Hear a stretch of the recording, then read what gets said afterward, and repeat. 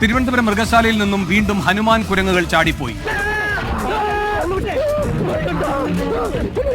കുറച്ച് മാസങ്ങൾക്ക് മുൻപ് ഈ മൃഗശാല അധികൃതരെ നട്ടം തിരിച്ച ഒരു ഹനുമാൻ കുരങ്ങുണ്ടായിരുന്നു. നിങ്ങൾ എന്തായി പറയുന്നത്?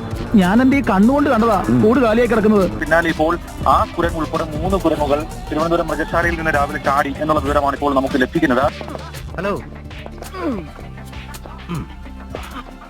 ഹനുമാൻ കുരങ്ങുകളിൽ 3 എണ്ണവും ഇപ്പോൾ അവരുടെ കൂട്ടിൽ നിന്ന് ചാടി. അതൊരു ഓപ്പൺ സ്പേസ് ആണ്, അവിടെ നിന്ന് ചാടി പോയി. ഇന്ന് രാവിലെ ഞങ്ങളുടെ നോട്ടപ്പശു കൂട്ടിയിൽ നിന്ന് നാട്ടിലേക്ക് ഇറങ്ങി ഹാപ്പി ആയിട്ട് പോയി.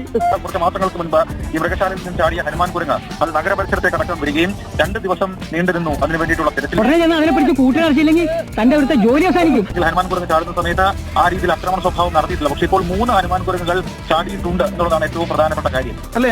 അതെങ്ങാനും സിറ്റിയിൽ ഇറങ്ങിയാൽ പലരുടെയും തലയ്ക്ക് സാർ ഉത്തരം പറയും. എന്റെ അമ്മയെ അതുവരെ ജനങ്ങൾ ഈ തല വിട വെച്ചേക്കില്ല. വണ്ടി എടുക്കണോ?